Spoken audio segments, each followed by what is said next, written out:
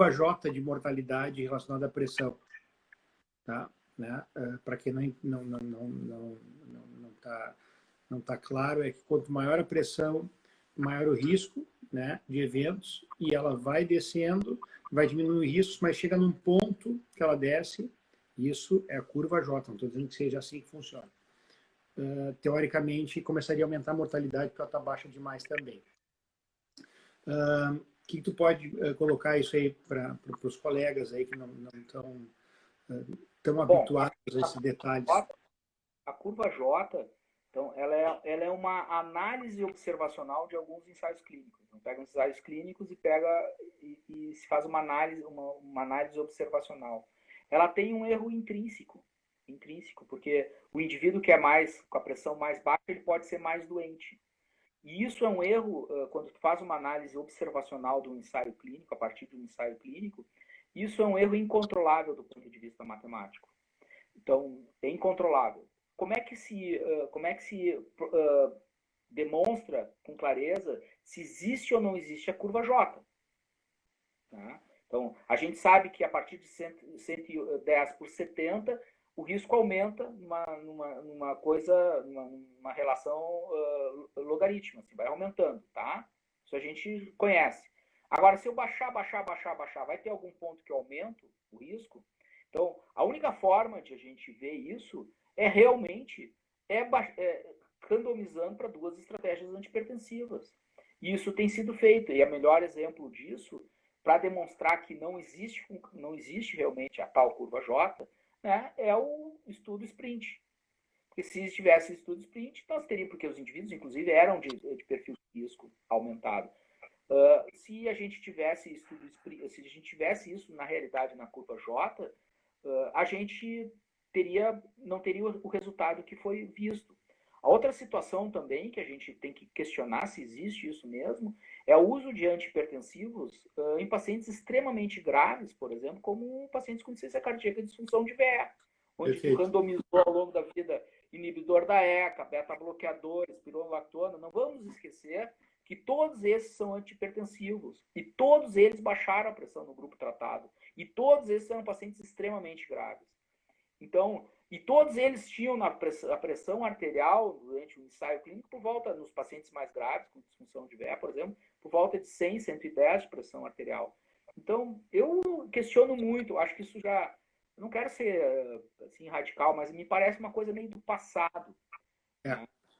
Uma coisa que a Cristina aqui eu vi perguntou é sobre os níveis pressóricos referentes, assim, tentar diferenciar, pelo que eu entendi da pergunta, talvez eu não tenha entendido muito bem, se existe diferença dos objetivos terapêuticos, dos níveis pressóricos, de acordo com a faixa etária dos indivíduos.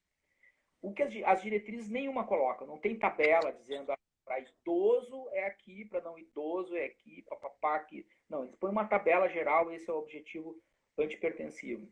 E o que a gente tem visto também, talvez até ultrapassando um dos receios que sempre se teve, de talvez o idoso, a pressão ideal não seja 130 por 80 ou 14 por 9. Tem muitos ensaios clínicos em idosos com uso de antihipertensivos que demonstraram claramente o benefício.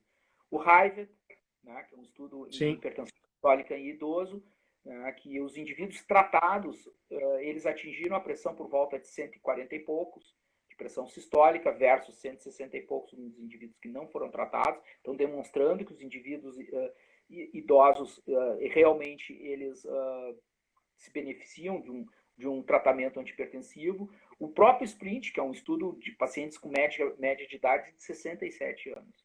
Tá? E eles fizeram também subanálises do próprio SPRINT, demonstrando que o benefício de um controle pressórico mais estrito não foi restrito a indivíduos mais jovens dentro dessa faixa etária, mesmo indivíduos mais velhos, mais frágeis. Então, em todas as faixas etárias, parece ser mais benéfico tu controlar mais estritamente a pressão arterial.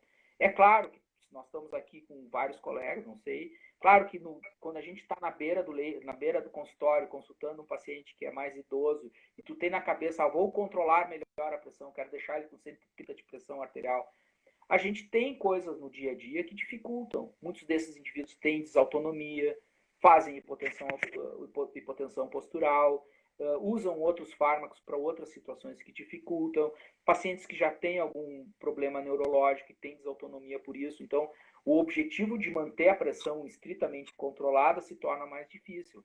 Mas a gente tem que partir do princípio, eu acho, né, que uma pressão controlada mais estritamente é benéfica nas diferentes faixas etárias.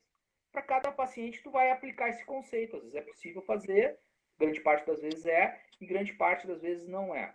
Então, o mais baixo é o mais baixo possível, desde que não que se mantenha uma qualidade de vida ok. claro. Então a gente parte de um eixo, de um norte. Porque vai se beneficiar, como tu disseste, né?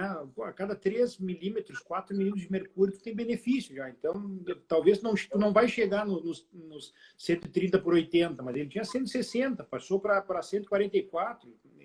O benefício, assim como o risco, é um contínuo. Exato. É um contínuo. Então, e também a gente tem que lembrar que agora tem estudos também, análise, agora tem uma meta-análise que inclusive a gente vai discutir amanhã na reunião da cardio, né? Demonstrando que o controle pressórico se associa a menos demência, menos déficit cognitivo, um controle pressórico mais estrito. Então, realmente, aquele paradigma do idoso com pressão mais alta e dificuldade de baixar, a gente tem que quebrar um pouco.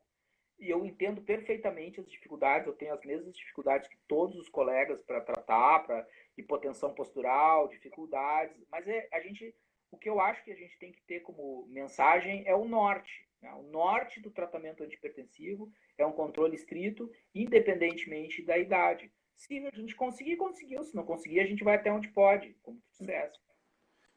Mas é exatamente isso. Isso tem que ficar muito claro. Eu acho que não é dicotômico, controlado e não controlado, né?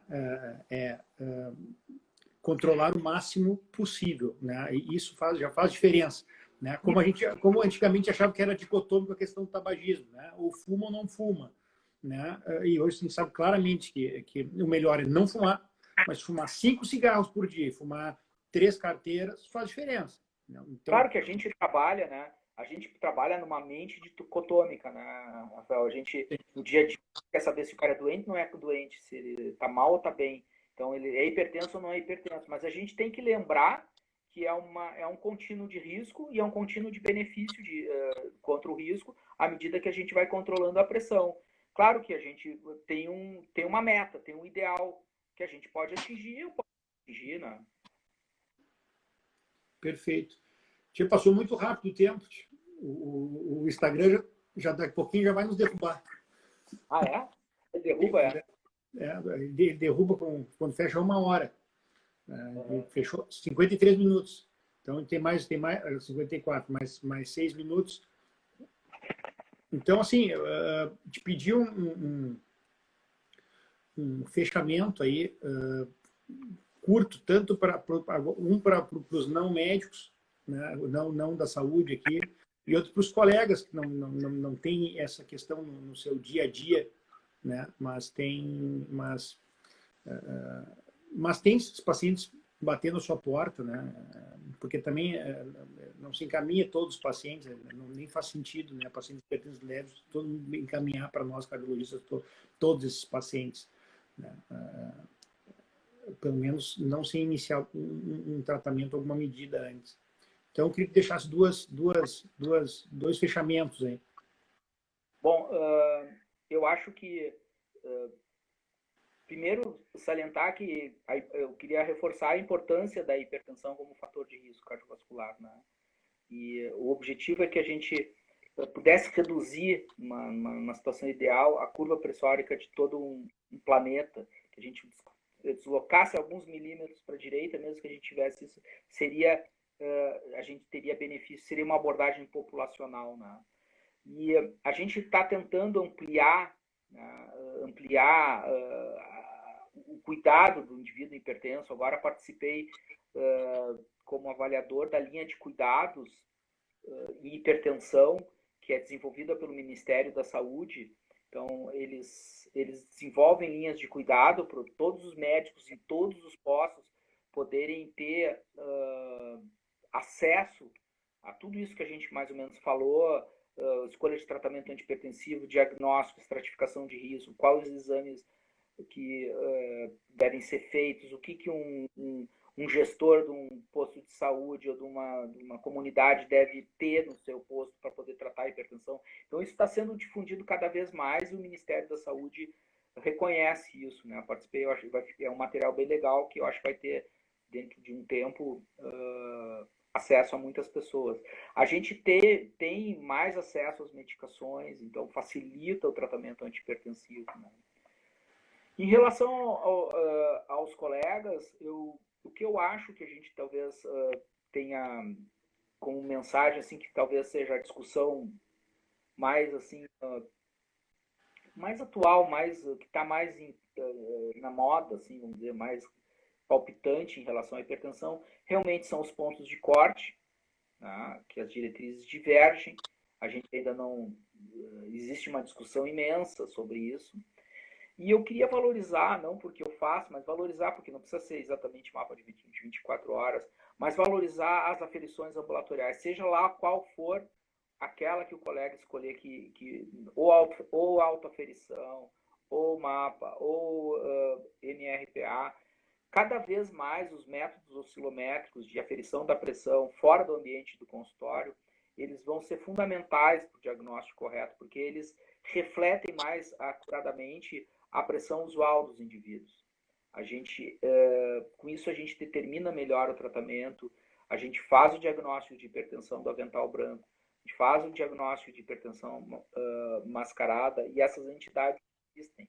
A gente faz o diagnóstico de pseudo-resistência, né? A gente confirma a hipertensão resistente e pula tratamentos. Então, cada vez mais a gente vai desenvolver métodos ambulatoriais de aferição da pressão, e eu acho que isso é fundamental a gente reconhecer. A gente sabe ainda que existe uma dificuldade, né, de acesso a todo mundo, fazer exames, mas cada vez está mais fácil, cada vez mais simples, e Sim. confiar na aferição dos pacientes, né? Bom, Miguel, então agora vamos fechar, né? Vamos ter que fechar, senão a gente vai ser fechado. Então, primeiro, te agradecer muito, cara. Foi um grande prazer mesmo, né? Sabe que, além de admirar, eu gosto muito de ti mesmo, né?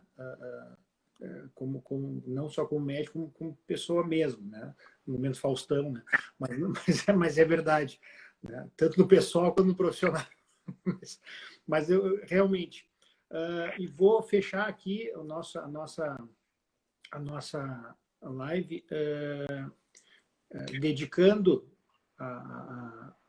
essa live em homenagem a um grande cardiologista que nos deixou há pouco tempo atrás, né? O doutor Iseu Bus. Muito obrigado. Pai do Miguel, né? Que foi uma referência para todos nós, né? Durante todos esses anos aí. E o Miguel presenteou alguma coisa, eu como especialista em teste de esforço, algumas coisas a gente não encontra mais, como a reguinha de medição. E Miguel presenteou com uma das reguinhas do pai dele, que a gente não encontra mais. Então, duplamente agradecido, né? Foi muito, muito legal a gente estar aqui junto, Miguel. Obrigado mesmo. Rafael, muito obrigado pelo convite, mais uma vez. Parabéns. Um abração.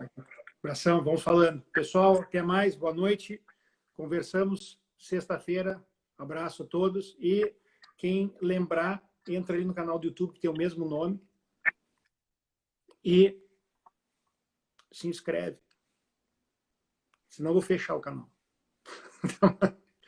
Até mais, pessoal. Um abraço a todos e boa noite. Boa noite, Miguel.